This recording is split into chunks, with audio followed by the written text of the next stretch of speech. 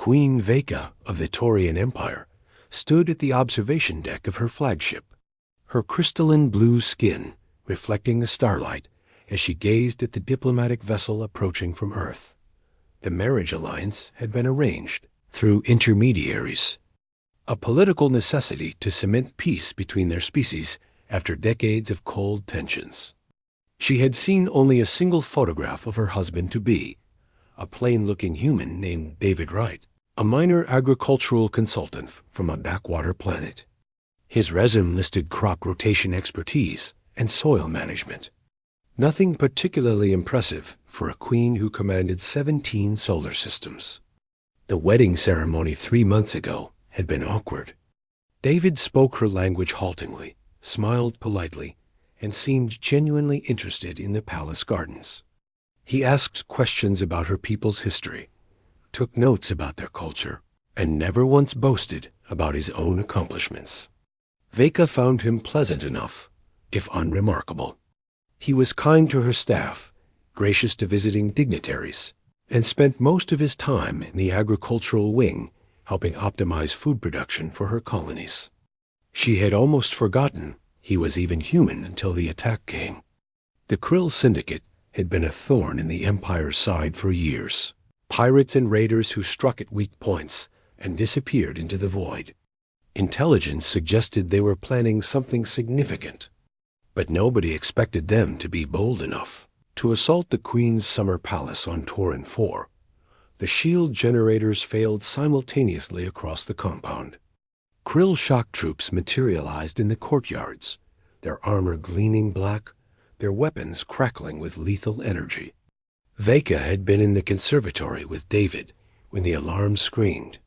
Her royal guards rushed to form a defensive perimeter, but the first wave of attackers cut through them with brutal efficiency. Plasma bolts scorched the walls. 2 guards fell immediately. Her chief of security grabbed her arm, pulling her toward the emergency evacuation tunnel. David had been examining a flowering vine when the shooting started. He looked up calmly, set down his datapad, and said something in English that her translator couldn't quite catch. Then he moved. Veka had seen many warriors in her life. Her empire had bred soldiers for generations, perfecting combat techniques and physical enhancement. She had watched her finest champions in the arena, witnessed special forces operations, and led battles from command ships. But she had never seen anything like the way David Wright moved through that conservatory.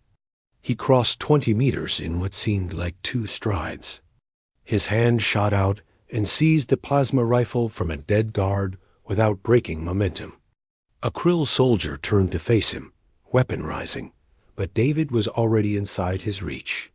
The rifle butt struck the raider's helmet with such force that the reinforced plating shattered. The alien dropped like a puppet with cut strings. 3 more Krill entered through the shattered windows. David's stolen rifle spoke once, twice, 3 times. Each shot found its mark with impossible precision. Center mass, no wasted movement, no hesitation. The weapon clicked empty. He discarded it and picked up a fallen krill blade in one smooth motion. The next part happened so fast that Veka's advanced visual processing systems struggled to track it. David became a blur of controlled violence. The krill blade moved like liquid silver in his hands, deflecting incoming fire and striking with surgical accuracy. He fought the way water flowed, adapting instantly to each new threat, finding angles that shouldn't exist, exploiting weaknesses before his opponents knew they had them. A krill commander in heavy armor charged him with a powered maul that could crush starship hull plating. David sidestepped, guided the maul's momentum past him, and drove the blade through a microscopic gap between the armor plates at the neck joint. The commander fell. Her security chief was shouting into his communicator, calling for reinforcements. David had already cleared the conservatory and was moving into the main hall. Veka followed, her guards forming around her, but she couldn't look away from her husband. More krill poured in from 3 directions. David didn't slow down. He grabbed a ceremonial shield from the wall, an ornamental piece that hadn't seen combat in centuries, and used it to deflect a barrage of plasma fire while closing the distance. His movements were economical, precise, almost lazy in their efficiency.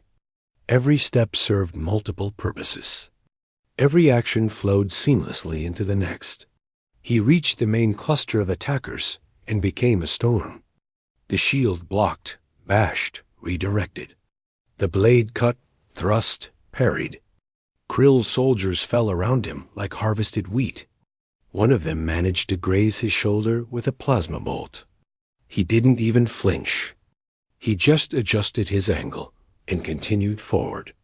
The Krill began to retreat.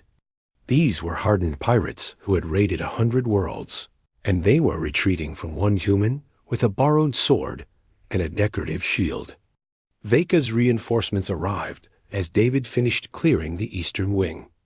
The captain of her military guard, a decorated veteran of 40 campaigns, stopped dead when he saw the carnage. 17 Krill soldiers lay motionless in David's wake. The human stood in the center of the hall, breathing steadily, the blade still in his hand. Blood stained his simple tunic, none of it his except for the minor shoulder wound. David looked at Veka, his expression apologetic.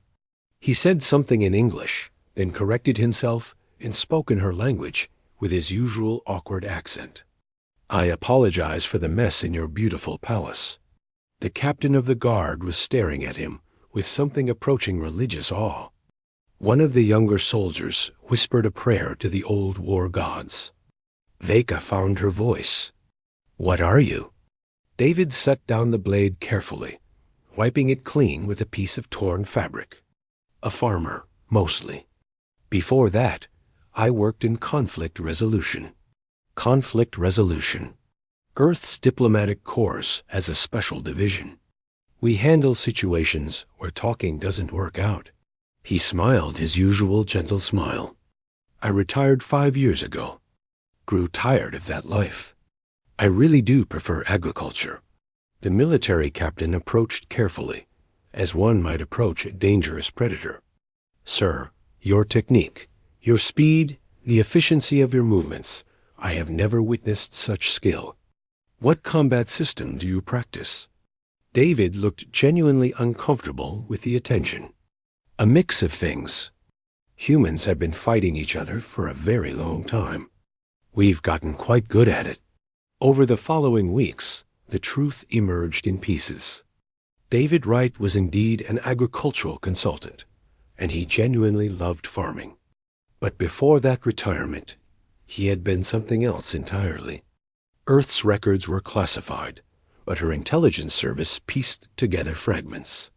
David had been part of humanity's most elite tactical response unit, deployed in situations where conventional forces had failed. His record listed 43 successful operations across hostile territories. 0 failures. 0 captured operatives under his command. He had volunteered for the Marriage Alliance because he wanted peace and believed in building bridges between species. He had requested that his military background remain undisclosed because he didn't want it to influence the relationship.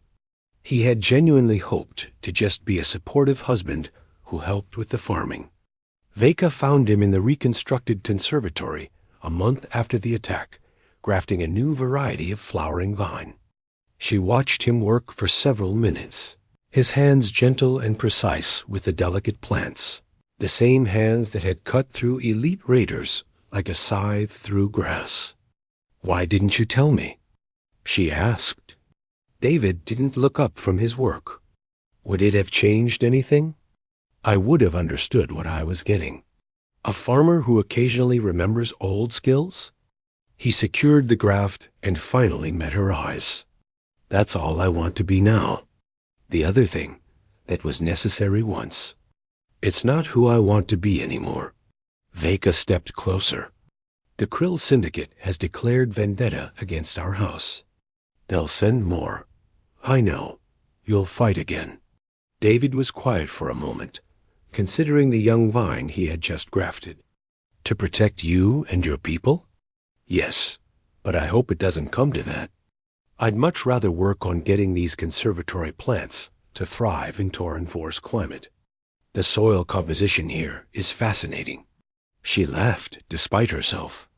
This strange, deadly, gentle human who killed like a demon and gardened like a monk.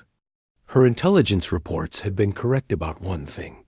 Humans were far more dangerous than anyone had suspected. But they had missed the more important truth. They were also capable of choosing peace, of setting aside their capacity for violence in favor of building something better.